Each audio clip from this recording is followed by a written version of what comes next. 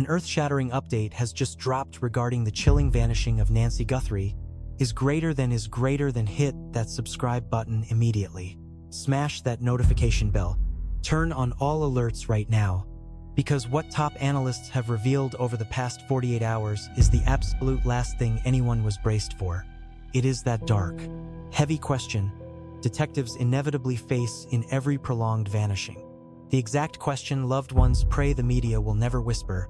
The very unthinkable thought the public has been too terrified to speak into existence until this very moment. Is Nancy Guthrie still breathing? We are not talking about some baseless internet theory or a cruel clickbait tactic, but a harsh investigative reality that detectives, health professionals, and veteran federal agents are suddenly being forced to look square in the eye. And the answer to this grim puzzle dictates every single move this task force makes from here on out. Because here is the chilling truth the last 48 hours have brought to light. The specialized scent hounds have been put on ice. A leading medical specialist warned that Nancy was already facing the ultimate physical crisis the very second she was snatched. The Federal Command Center has abruptly packed up and moved from Tucson to Phoenix. Tech crews deployed a digital tracker deep in the borderlands not to locate a hostage awaiting rescue, but, according to deep cover sources, to search for something far more permanent. And Savannah Guthrie herself, in a genuinely heart-wrenching moment of absolute candor, confessed that her mother might have already crossed to the other side. This evening, we are stepping up to do exactly what every serious storyteller tracking this mystery has to do. We are diving into the most agonizing unknown, and we will guide you step by step through what the physical clues, the seasoned veterans, and the cold medical science actually prove. Let us kick things off right where every truthful breakdown of this nightmare must begin. That exact instant, the entire vibe of the hunt shifted. For those initial weeks, this entire operation moved with the blistering speed of a life-saving mission. Hundreds of federal agents swarmed the grid. A 24-hour command hub hummed in Tucson. Specialized recovery canines scoured the harsh Badlands. Choppers stalked the Catalina foothills, dragging the sky with digital scanners, praying for just one electronic heartbeat from Nancy Guthrie's medical device. The sheer adrenaline of those first few days belonged to a crew desperately trying to bring someone home alive. Frantic, unyielding, and racing against a timer ticking down in mere hours. Then, a chilling pivot happened. The feds quietly withdrew the bulk of their Tucson-based boots on the ground. The Central War Room was ripped out of Tucson and planted in Phoenix. That colossal, highly visible search army that defined the dawn of this mystery silently shrank down into a tight, razor-focused strike team. When journalists pressed Sheriff Chris Nanos about those specialized hounds, the ones heavily featured early on before vanishing from the field, his response was incredibly guarded. He stated they remain on standby for future use, simply waiting on deck if required. That is hardly the tone of a man anticipating an imminent, rapid rescue. And then Nanos dropped another line that brought the entire country to a standstill. When pushed on whether Nancy is still out there breathing, he simply muttered that absolutely anything could happen. He did not say they believe she is okay. He did not claim their clues point to her survival, just that anything could happen. This came from the exact same sheriff who, a mere 2 weeks prior, confidently broadcasted to the world that she was still out there somewhere. That single sentence felt like a massive earthquake in the timeline. Now, we need to bring in a top-tier security and intelligence expert, John Miller. Miller is no ordinary talking head. He is not just some media personality tossing out wild guesses for television ratings. He served as a high-ranking brass member within the New York Police Department, ran the Intelligence and Counter-Threat Division for the NYPD, and remains one of the sharpest, most revered minds in the true crime sphere. When Miller tackled the ultimate outcome directly during a 1-month review, he laid it out with such surgical precision that you need to hear his exact logic. He explained that Nancy Guthrie's true status changes the entire game. Because when you are chasing a target who is still breathing, you operate with pure adrenaline. A soul is dangling by a thread, forcing the entire machine to run at warp speed. But when dealing with a victim you suspect or know has met a tragic end, the entire manhunt pumps the brakes and transforms into something far more surgical. You suddenly gain the runway to dig into exhaustive, slow-burning leads that pay off down the road. Absorb those words closely. Miller was not officially declaring that Nancy was gone forever. He was pulling back the curtain on the cold, calculated logic driving the squad today. If she is surviving, the tempo is frantic. The desperation hits maximum overdrive. Every tool in the arsenal gets thrown at the wall instantly. If she is no longer with us, the rhythm shifts to a slow, calculated crawl, far more patient and infinitely more clinical. That is the exact breed of detective work designed to construct an unshakable, bulletproof courtroom conviction. The current stance of this entire operation, shrinking from an army of badges down to a highly specialized unit, transitioning from a blind hunt to quiet data mining, it all aligns perfectly with Miller's darker timeline. This absolutely does not mean the good guys have thrown in the towel. It signals that they have entirely changed their playbook.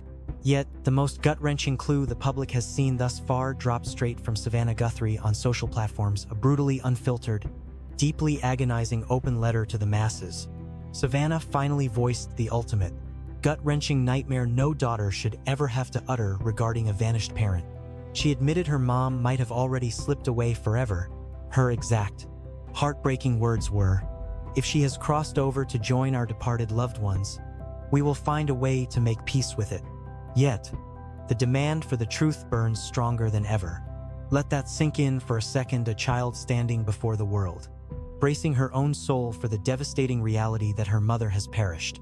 It is not about surrendering to the darkness, but rather facing the chilling truth that sheer optimism simply might not bring her home. Exactly. Ex-Federal Bureau Executive Andrew McCabe shed light on the terrifying implications such a broadcasted confession carries regarding those hushed, closed-door briefings. He revealed to a major news network that the Guthrie clan's outward communications over the course of this entire ordeal were meticulously crafted alongside top-tier federal crisis whisperers and tactical recovery specialists. Every single syllable, spoken to the press, he noted, underwent extreme polishing by elite agency profilers. If this daughter's public acceptance of her mom's potential passing stemmed directly from a federally orchestrated script, it means authorities are actively softening the blow for the relatives. And trust me, agents never prime a family for the worst unless their internal read on the grim scenario has drastically shifted. At this point, we must pivot to the clinical professionals. Because asking if Nancy Guthrie outlasted the horrors of February 1st is far beyond sentimental. It is purely about the limits of the human body. And the insights delivered by physicians and top specialists are nothing short of bone-chilling. A renowned slumber analyst named Pat Byrne broke this down on a popular investigative broadcast. He tackled the precise, terrifying sequence of events that detectives are convinced played out. Imagine Nancy Guthrie jarred awake by sheer force in the dead of darkness, right around 2 a.m, and dragged from her sanctuary against her will. He pointed out a physiological trap known as slumber inertia. At 2 a.m, she was almost certainly submerged in heavy unconsciousness or a profound dream state, pulled instantly from that depth. Her brain would be practically paralyzed by bewilderment, he stressed. That specific detail set off massive alarm bells for me. Science proves that aging individuals, even those with perfectly healthy tickers, face an astronomical threat of a massive coronary emergency when jolted violently from deep rest. Then, the analyst zeroed in on the absolute most devastating factor of all. Nancy Guthrie does not possess an ordinary senior citizen's pulse. She relies on a rhythm-regulating implant, a piece of tech buried in her chest strictly, because her own cardiovascular system cannot hold a steady beat unaided. The expert stated that mixing a savage midnight awakening, the dizzying fog of sudden consciousness, and the brute force trauma of being snatched away, created an explosive cocktail for an 84-year-old with heart disease, putting her in immediate jeopardy of a catastrophic, life-ending systemic failure the very second she was grabbed. We are not talking about succumbing days later or breaking down after weeks held captive. We are talking about the first agonizing minutes.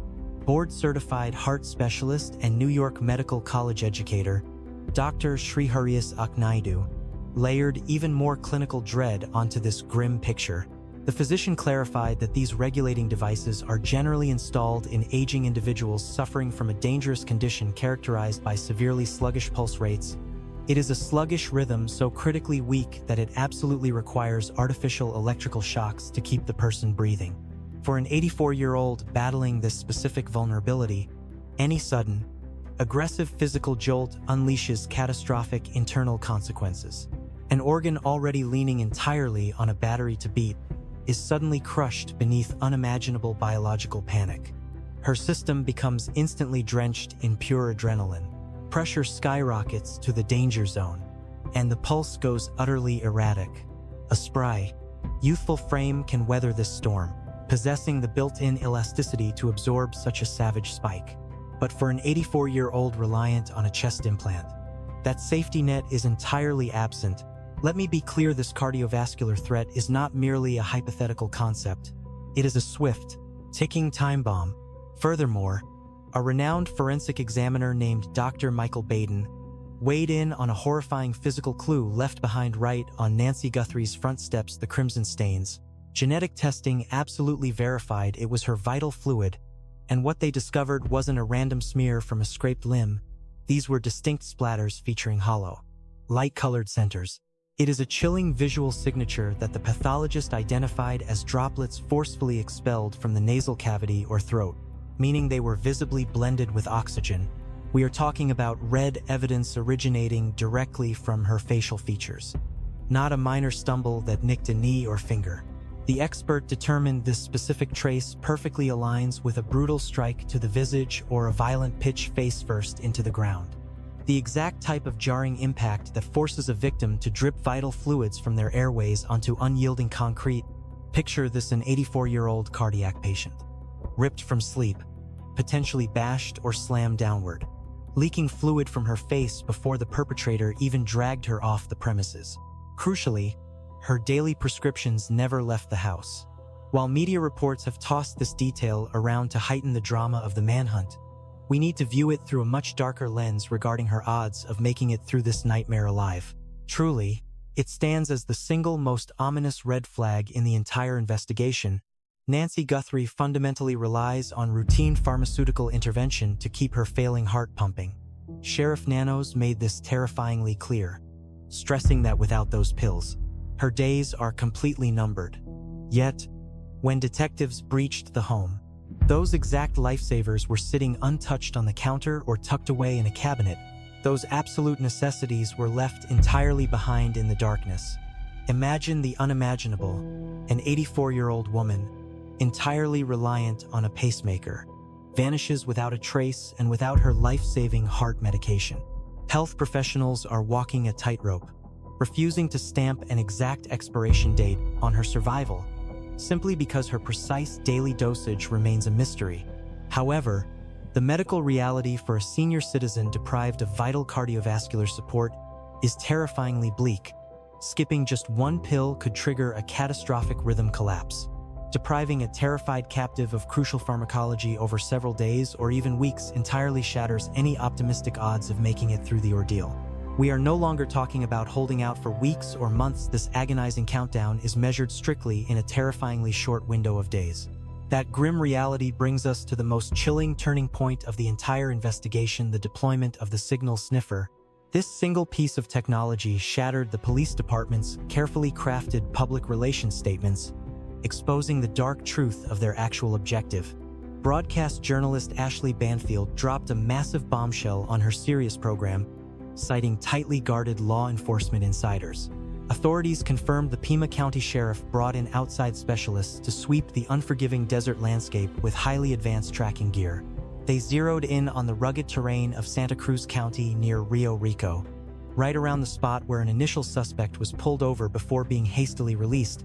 Search teams utilized a specialized scanner specifically engineered to hunt down faint Bluetooth frequencies hidden in the wilderness. Officially, they claimed to be scanning for the wireless broadcast of Nancy Guthrie's medical implant.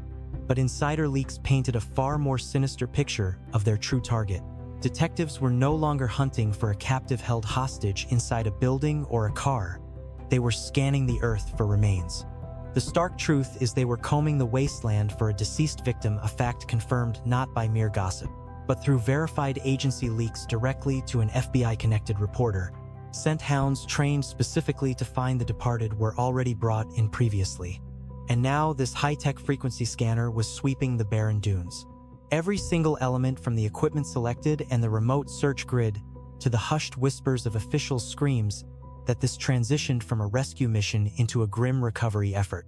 Yet, we must tread incredibly lightly right here, because a very compelling and powerful alternate theory still exists. Pima County Sheriff Chris Nanos flatly refuses to publicly pronounce Nancy Guthrie as a lost cause. He completely avoids using the vocabulary of a fatal criminal case during any of his official press briefings. During a highly emotional exchange, a Fox 10 correspondent backed him into a corner about her survival odds, and his poignant response demands our absolute attention. His exact words were a defiant reminder that absolutely no one possesses hard evidence proving she is no longer breathing. He declared his unwavering intention to hold on to faith, noting that optimism is sometimes the only weapon left, a sentiment carrying tremendous gravity. This is far from the desperate rambling of a leader blinded by wishful thinking. It is the calculated remark of a seasoned commander bound by strict media rules, fully aware that missing remains equal a total lack of conclusive evidence. According to both the courts and the Active Detective Bureau, this elderly woman remains officially categorized as a vanished person, not a casualty. That crucial label changes everything for the detectives, the heartbroken relatives, and the community. With CNN network analyst John Miller verifying the hunt remains white-hot, he made it crystal clear that the trail has not frozen over, pointing out that mountains of forensic data are still pending laboratory analysis. Dedicated task forces are actively chasing down fresh clues that have not yet reached a dead end. Miller stressed that 18 months down the line might warrant the cold case label. But at this exact moment, the operational status remains incredibly shadowed and unclear, certainly not shut down, and absolutely not discarded, just shadowed. Plus, history provides shocking proof of long-term captives making it out of the dark. Consider Elizabeth Smart, snatched from her Utah bedroom at just 14 years old, back in June 2002, enduring captivity for 9 agonizing months. She came home breathing. Then there is J.C. Dugard, taken from a California street at age 11 in 1991, vanishing into a hidden prison for 18 whole years. She too emerged into the daylight against all odds. In both haunting sagas, society had mentally buried them, while authorities secretly redirected their search efforts elsewhere. In both monumental mysteries, the experts were dead wrong. Captives endure the nightmare as long as their captors still see them as a valuable asset. When we look at the Guthrie mystery, a very distinct motive for keeping her breathing surfaced quickly: the extortion demands. Several news stations were suddenly bombarded with digital messages demanding a multi-million-dollar payout entirely in cryptocurrency. Those chilling letters contained highly specific, albeit factually skewed, details regarding her life that only a person intimately involved in the abduction could possibly possess. This included a heavily guarded secret about the precise whereabouts of her smartwatch, a clue completely withheld from the media. Should the perpetrators actually plan on cashing in on her return, ensuring her heart keeps beating is their ultimate priority. A breathing captive is currency, while a casualty is a guaranteed prison sentence. Ex-federal crisis negotiator Rich Frankel laid out the grim mechanics of this situation perfectly.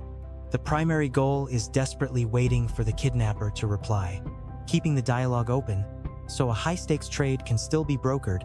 While authorities haven't fully validated the digital extortion letters, they also refuse to throw them out as mere internet hoaxes. As long as that shadow of a doubt hangs over the investigation, a very real sliver of hope exists that the 84-year-old is waiting to be found. Furthermore, the terrifying question of her medical stability carries a crucial twist. We cannot ignore her heart. Implant feed vanished at 2:28 in the morning. That transmission didn't flatline because her chest stopped beating.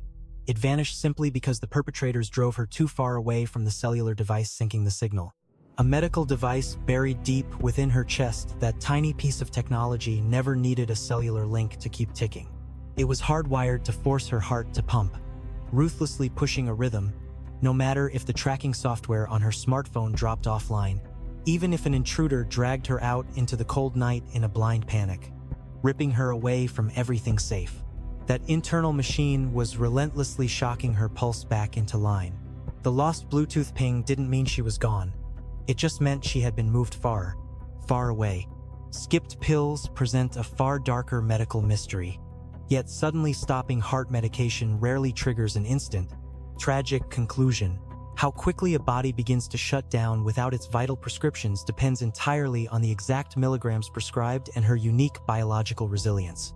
The terrifying truth: nobody holds a countdown clock for her endurance, and any specialist guessing online knows far less than her actual doctor. Yet, when you gather the brightest minds in forensics, they share one chilling consensus with every single sunrise. The odds of bringing her home safely grow significantly slimmer. 42 days have vanished into thin air. No hostage demands intercepted by federal agents. Zero proof she is breathing, and absolutely no pharmacy refills. And when you combine that void with her fragile physical state, the professionals analyzing this case have quietly stopped calling this a rescue mission. International news outlets have already painted a grim picture of what the entire investigative world is secretly thinking. Optimism is bleeding out, but the pulse hasn't flatlined entirely. That razor-thin margin between fading faith and total despair is exactly where the detectives are hunting. Federal agents are still grinding through the evidence, while advanced ancestral DNA tracing works overtime in the background. That contaminated biological footprint, left at the center of the mystery, is still being painstakingly untangled by lab technicians. Investigators are still ripping into that vandalized electrical panel, and that chilling January 11th security tape continues to be rigorously compared against every camera on the block. They know that somewhere out there, buried deep inside a cloud storage drive, caught on a glowing porch lens, or hiding inside a mobile network, Ping, the ultimate digital smoking gun, is waiting to reveal the horrific truth. Where did Nancy vanish to? It isn't merely about naming the monster who snatched her. It's about uncovering the nightmare that followed. Medical specialists who study human trauma have publicly discussed the psychological hellfire a family endures when a relative vanishes into the abyss without a trace. Grieving a permanent goodbye is already devastating, but when someone simply disappears, the brain is plagued by a million haunting scenarios. The doctor highlighted the unique, agonizing torment of simply not knowing their fate, the utter inability to mourn, the impossibility of healing, and the paralysis of the future. All because that massive void of the unknown eats away at your sanity. Her own daughter painted this exact nightmare live on air, sharing a deeply emotional confession that shattered viewers worldwide. She bravely declared that she refuses to break, holding onto a sliver of light, aware that she is forever changed but fighting to remain herself. She openly admitted she has no idea who she will become once the dust settles on this tragedy. This is the heartbreaking reality of a child, trapped in an endless limbo, shattered, yet refusing to fall, desperately clinging to a miracle. The most chilling mystery surrounding this abduction remains completely unsolved. While doctors analyze the medical limits and retired detectives break down the tactical clues, the specialized canine search teams have been ordered to stand down. Electronic tracking devices swept the area, the federal mobile headquarters relocated. Yet the physical whereabouts of the victim remain a total ghost story. Authorities have found absolutely zero grim evidence, and no one has advised the relatives to plan a final farewell. The hunt is fiercely alive while labs rush the genetic testing. Detectives are aggressively rewinding the clock to dissect her past, tearing through digital trails with intense scientific scrutiny, unless concrete evidence surfaces to tip the scales. The only authentic response to this nightmare mirrors the exact words spoken by the lead sheriff. There is zero confirmation that she has perished. Occasionally, a desperate belief is your only weapon, and sometimes, that faith alone can move mountains.